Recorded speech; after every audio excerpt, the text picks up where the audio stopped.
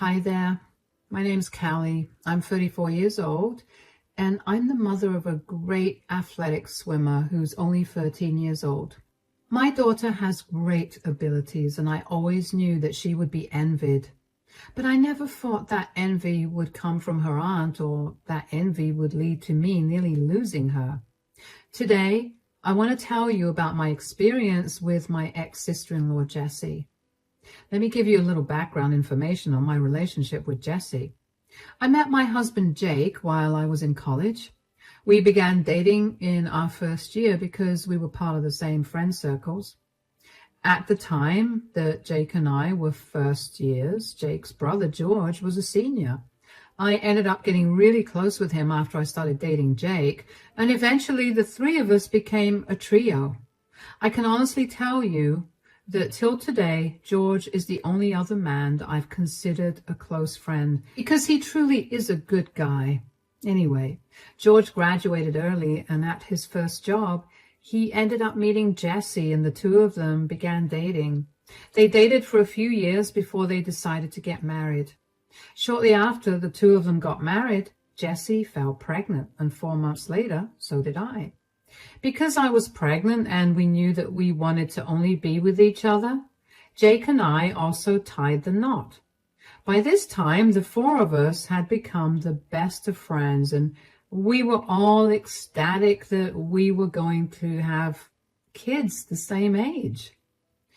I never had any issues with Jessie until our daughters were born. Jessie's daughter is named Libby and mine is Chloe. Libby and Chloe were born with only a few months difference between them, so they were always at the same level when it came to their education. All of us lived in the same district, so the girls also went to school together. That's when I began to notice some disturbing behavior from Jessie. Jessie would become very controlling about the things that Libby did, especially if they were things that Chloe was doing as well. Whether it was the two of them playing hide and seek in the house or school tests, Jessie would always insist that Libby be the better one. I understand being competitive and wanting your child to be the best, but what I did not understand was why Jessie had to be so open about her animosity towards Chloe. Chloe is a very gifted child, and I'm not saying that because I'm her mom. I've gotten those comments from every teacher of hers, so I know my daughter is very talented in a lot of things. This has always rubbed Jessie the wrong way, so she would take out her frustration on Chloe. It got to a point where I told George that I no longer wanted Jessie in my home until she got her act together and realized that she was picking fights with a child. For years, I went without contact with Jessie. I still made sure to invite George and Libby, but it was not the same. There was always a tense atmosphere and the girls barely spoke to each other. George wouldn't say much because he was ashamed of Jessie's behavior that resulted in such unhappy family gatherings. Eventually, though, Jessie apologized for her behavior and began to show improvement. She would still make an odd comment here and there, but Chloe learned to ignore it, and I would call Jessie out on it. Now, onto the main incident. When the girls entered high school, they were put in the same class, and that seemed to have made Jessie happier because now she was able to directly see how both girls were performing. The girls also found out about the school swim team, which had competed at national levels for the last 6 years. Both of them loved to swim, so naturally they both decided to give it a shot, but neither of them knew that the other was trying to get into the team. I remember being surprised that Libby tried it out too, but I was happy that she was moving out of her comfort zone as she never liked to participate in things. Unfortunately, though, Libby didn't get into the team, but Chloe did. 2 days after the tryouts, I got a call from the swim coach, and she told me that Chloe was an excellent swimmer, so she was in. She only called me because she couldn't believe that someone with so much potential tried out, and she wanted me to be the first to know. Out of courtesy, I asked if Libby got in, and I was told she hadn't. Jessie, on the other hand, was not happy to hear that Chloe also tried out for the swim team. She only found out that Chloe tried 3 days after tryouts, but she called me as soon as she found out. So, both our girls tried out for the swim team, huh? Oh, yeah, Chloe was really excited about that. I didn't know that Chloe liked to swim. Really? I mean, every time we took the girls to the beach or to the pool, Chloe would barely be able to wait to change into her swimming clothes before jumping into the water. Yeah, well, I just thought that she was copying Libby. No, Chloe has loved swimming ever since she was a baby. Jake and her would often go swimming so he could teach her how to do it well. I see. Anyway, did you get back any information on the results of the tryouts? Yeah, the coach called me 2 days ago, but the results will be officially out tomorrow. What? What do you mean the coach called you? Oh, I don't want to say anything. You already seem upset that Chloe tried out for the swim team along with Libby. I think it's better that you see the results tomorrow. No, tell me right now, did the coach call you to tell you that Chloe's performance was horrible?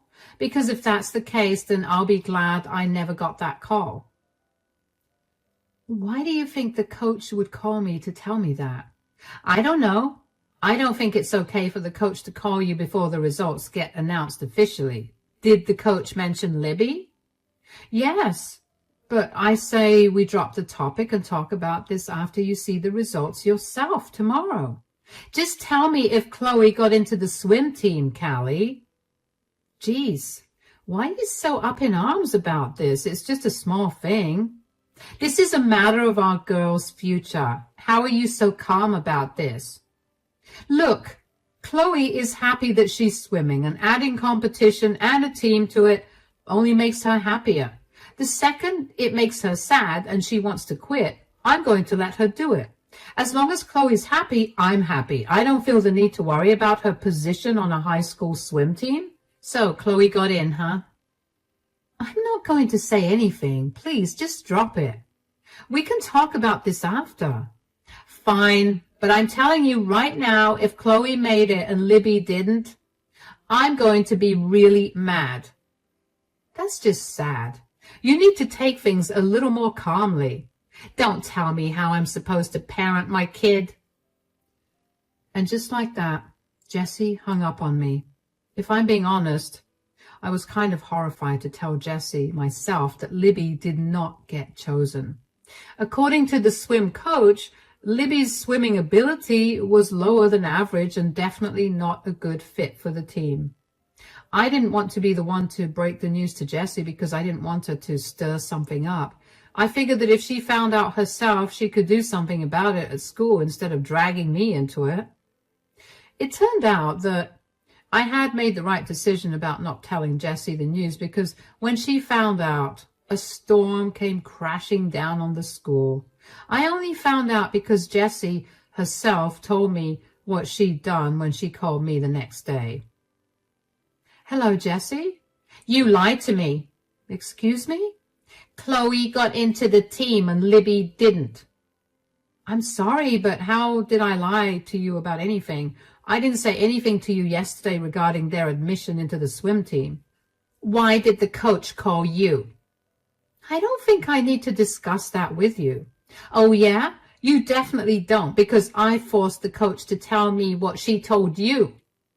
Jessie, that's not okay to do. She told you that Chloe was a natural-born swimmer and that Libby was barely an average swimmer. How could you hide that from me? You were already going mad about whether Libby would get admitted, and the last thing I wanted to do was tell you that Libby was not a great swimmer. You influenced the coach somehow, didn't you? Are you saying that I bribed the coach to take Chloe into the team? Yeah. Why else would she choose Chloe? Chloe's a whole year younger than Libby. So how can she be better? What do you want me to say here, Jessie? I didn't do anything to get Chloe into the team. She's a great swimmer, and the coach recognized her talent. The coach only called me because she thought Chloe had amazing potential, and she tried to convince me to let Chloe continue swimming professionally. I asked about Libby out of courtesy, and the coach let me know that Libby was a good swimmer, just not great for a team. You can't possibly pit two tweens against each other because you're upset. So what if Chloe's a year younger? Your age has never defined your abilities. Don't try to act all high and mighty with me. I know that you did something to get Chloe into that swim team. Look, you can believe whatever you want to, but I promise you that I had nothing to do with Chloe getting into the swim team. Whatever she did it because she had the potential and her coach recognized it. Just don't make the girls hate each other because of this. I'm sure that with a little more practice, Libby can try again in a year and make it into the team. I don't want to wait a year for Libby to join the team. You've ruined her life. Jessie, please, stop being so dramatic. Shut it. Do not expect me to be nice to you or Chloe. Once again, Jessie hung up on me. I did not understand why she was so angry at Chloe for simply being good at something. I tried my best to shield Chloe from Jessie's insults and behavior over the next few months. The issue was that Chloe and Libby were close now that they shared a class, but because Jessie hated that Chloe was on the swim team, she began to restrict Libby from hanging out with Chloe. If I stopped inviting Jessie over, then I was sure that she would not let George or Libby come over, and I did not want to lose them. Chloe learned to let Jessie's mockery roll off her back, but that would only irritate Jessie more.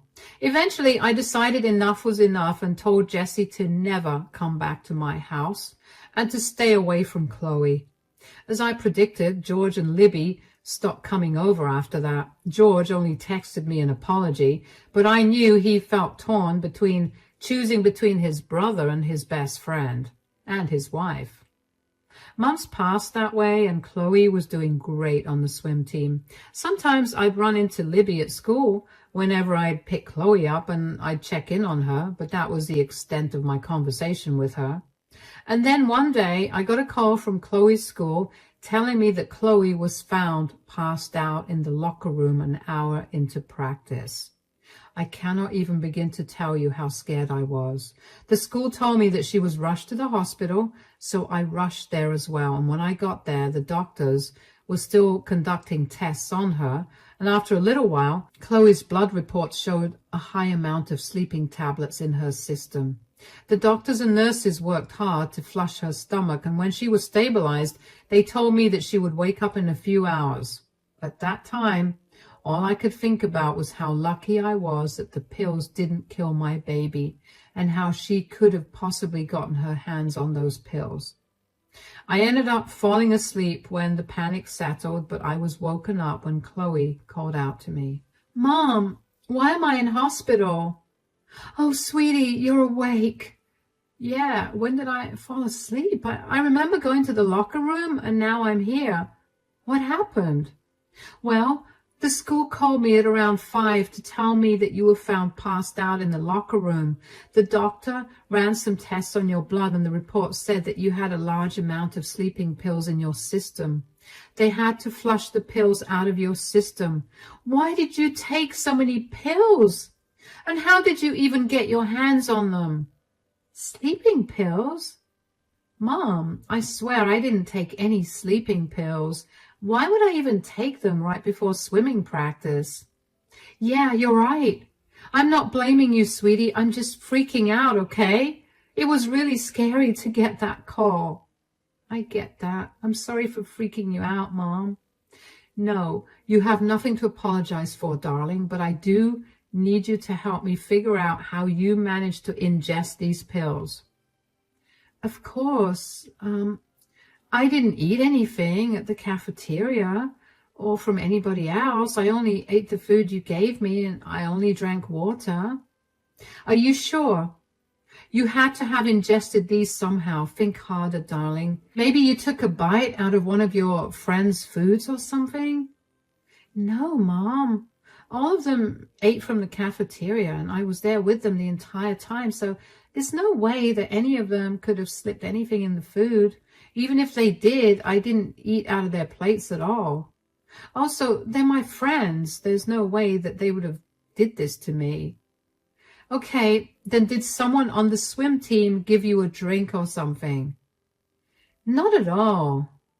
Wait, Libby handed me an energy drink today. I tried to tell her that I didn't want it, but she told me that Aunt Jessie had specifically bought it for me as an apology for her behavior. So I took it. You don't think that Aunt Jessie messed with the drink, right, Mom? I have no idea, but I wouldn't eliminate that possibility. Do you still have the drink? Yeah, it's in my backpack. All right, we'll send that for testing and we'll see. But for now, you need to rest up. You're going to feel woozy for a while. Yeah, I already feel like that. You can sleep, sweetie. I'll be right here. My head was swimming with confusion. I knew that Jessie did not like Chloe because Libby was unable to keep up with Chloe, but I never for even 1 second thought that Jessie would be capable of hurting Chloe. I knew that Libby would never hurt Chloe like that because Chloe's told me of how Libby always cries whenever she's at our place because she feels bad that Jessie treats Chloe badly and forces Libby to treat Chloe the same way. I sent the drink from Chloe's bag for testing, and in a week, I got the results. They were full of sleeping pills. I was enraged, but I knew I needed more information, so I headed to the school. Chloe was still resting at home, but word had gotten out in school, so everybody knew what had happened to her. I waited at the drop-off for Libby, and when I finally spotted her, I ran up to her. Hi, Libby, sweetie. Oh, Aunt Callie, I'm actually really busy. I need to head home immediately. Sweetie, please. I just need 2 minutes with you. I'll buy you some ice cream. It's a hot day, so I'm sure you'll like it. I'm not so sure. Mom told me to come back as soon as I can without stopping for anything or anyone. I promise you it'll be okay. Besides, I'm your aunt, so your mom won't be too worried. How do you like the idea of an ice cream? Sure. All right. There's an ice cream shop right around the corner. Should we walk it? All right. While we're walking, I did want to ask you about something. I promise you I had nothing to do with what happened to Chloe. Sweetie, I didn't even mention Chloe. How did you know that I was going to ask about her? I mean, it seemed only natural that you would ask me about Chloe when, she made it to the swim team and I didn't. I would never blame you for it or for being jealous. Are you jealous of Chloe, though? Absolutely not. I saw her tryouts, and my gosh, she can really swim. As soon as I saw her and the other people who tried out, I knew that there was no way that I was going to get accepted into the team, and I'm completely okay with that. I'm sure that with a little practice. No, I don't even like swimming. What? But your mom...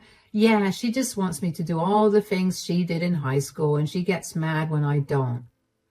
Oh, I'm so sorry. Yeah, I've learnt to live with it. Well, again, I'm not blaming you, but I do need to ask you if you're involved with what happened to Chloe. She hadn't had anything other than the energy drink you gave her before practice, and before that she ate food that I packed, and I know that there was nothing wrong with that.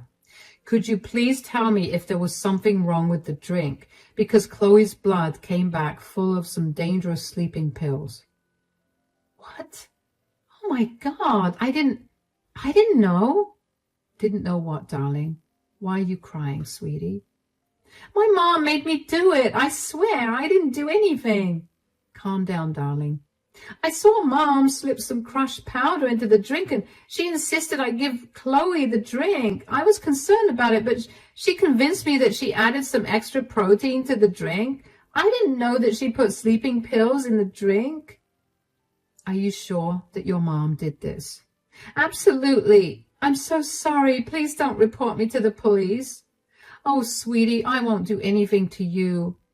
Why don't we just have ice cream, okay? I promise you nothing will happen to you, okay? All right. I cannot even begin to describe the anger I felt when Libby told me that. I couldn't believe that Jessie would willingly hurt a child like that. I put on a smile while I was with Libby, but just before I let her go home, I asked her if she would be willing to tell the police what she told me, and she readily said yes. She told me that she was scared of getting punished, but she was even more upset at what her mother had done to Chloe. When I got back home, I discussed my plans of action with my husband, Jake, and he agreed that it was the right thing to do. So the next day, I went over to the police station and filed a report against Jessie. I picked Libby up after school and took her to the police station where she gave her statements too, and she even brought up more instances of Jessie's toxic behavior that was happening behind closed doors, like how she would punish Libby for not surpassing Chloe by not letting her eat food or not talking to her for weeks. I thanked Libby profusely for her help, and she asked me if she could stay with me for a few days. Of course, I told her she could. I called Jessie to tell her that the girls wanted to have a sleepover, and initially, Jessie was adamant about me bringing Libby back home, but eventually gave in and told me to do whatever I wanted. However, the next day, while I was at work, Jessie called me. "Hi, Jessie, I'm a little busy right now. Can you call me back in a bit?" "No, I don't care about what you're doing right now. I have to speak to you right away." "What is it? Do you mind explaining why I have a bunch of policemen searching my house right now?" How would I know why the police are involved in your life? Did you do something to warrant a police visit?" "Do not play dumb right now. I know that you pressed charges against me and they're here to conduct some investigation." "Oh, right. I found out that you were the one who tried to drug Chloe, so I felt like it was only right that you face the consequences for your actions." "Why in the world would I drug Chloe? Are you out of your mind?" Chloe's reports showed an excessive amount of sleeping pills in her bloodstream, and other than the food I gave her, she only drank the drink that Libby handed her. Libby told me that you forced her to give Chloe that drink. "Are you seriously pressing charges against me based on the word of a child? You know kids like to make stuff up." "Kids, yeah, but teens, they don't make up outrageous lies like this." "Oh, believe me, you have no idea how calculating and manipulative teens can be. You need to drop these charges against me right away and get these stupid cops out of my house." "Why do you not want the cops in there? I mean, if you have nothing to hide, you shouldn't be so worried about a bunch of policemen snooping around." "I'm innocent. I just do not like people snooping in on my stuff. Look, I need to find out what happened to my daughter, and if what Libby said was true, you're going to suffer." "Okay, if we're going to trust Libby, tell me why I would even want to hurt a child." "If I remember correctly, you hated the fact that Chloe got into the swim team, that you desperately wanted Libby in. So what? You think I'm some pathetic, vengeful mom who hurt a child to get what she wants?" "Well, you said it, not me. And before you come at me, I want you to think back on how you've been treating Chloe ever since she got in. You were mean, and you always ignored her. She tried to talk to you about it, and all you did was tell her to leave you alone. Just because you couldn't behave like a mature adult doesn't mean that the law won't treat you like one. You have no proof of anything, and these cops won't find anything either. Stop trying to meddle in my life with your crazy theories." "I'm not trying to meddle with your life. I'm trying to get justice for my daughter, whom you have hurt. You're lucky you put just below the lethal amount of sleeping pills in her drink. If you think the drink was the problem, how are you sure that Libby wasn't the one who spiked the drink? Why am I being blamed?" "Wow, you have no shame, do you? How can you just throw your daughter under the bus to save your skin?" "I know it wasn't Libby, because she seemed genuinely distraught. She gave her statements to the police and swore they were true." "She what? That girl is going to regret messing with me. I want you to send her back home right this instant." "No, I will wait to hear what CPS has to say about this, and then Libby can come home. Good luck with everything. Bye." I remember faintly hearing Jessie trying to yell something, but I couldn't be bothered to hear the rest of it. I had been tired of trying to get to the bottom of things, and now that my answer was there, I was not going to let Jessie ruin it. I only wanted what was best and safe for my daughter, and if that meant reporting Jessie and ruining her life, then so be it. After that, things started to get a lot more intense than I anticipated. The police officers who were searching Jesse's house that day ended up stumbling upon a CVS receipt for the purchase of only sleeping tablets the day before Chloe passed out in the locker room. They questioned Jessie about where the pills were, but she insisted that she didn't know. And thankfully, one of the neighbors had a security camera that lined up directly with the sidewalk right outside of Jessie's house. So it managed to capture Jessie throwing something out in the garbage bin right before the garbage collectors came. The police officers kept hounding Jessie for information, and finally, she confessed to spiking Chloe's drink. Jessie was charged with assault, and after a really long trial, the charges were brought down to a misdemeanor since she was a first-time offender, and Chloe wasn't seriously injured. She was ordered to not only clear off the medical bills Chloe incurred, but also pay us a fine of $10,000, and she was also sentenced to 230 hours of community service. Aside from the trial, Jessie also had other things to worry about.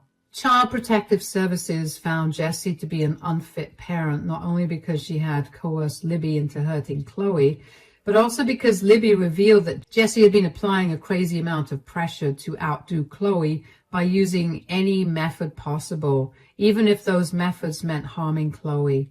All of that ended up taking a huge toll on Libby, which was why her grades kept falling.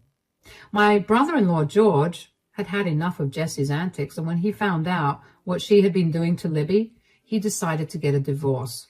Libby was more than happy that she no longer had to deal with her mother, and when she told me that, I couldn't help but feel even worse at the thought of what Jessie must have put her through for her to be happy to not be around her mother.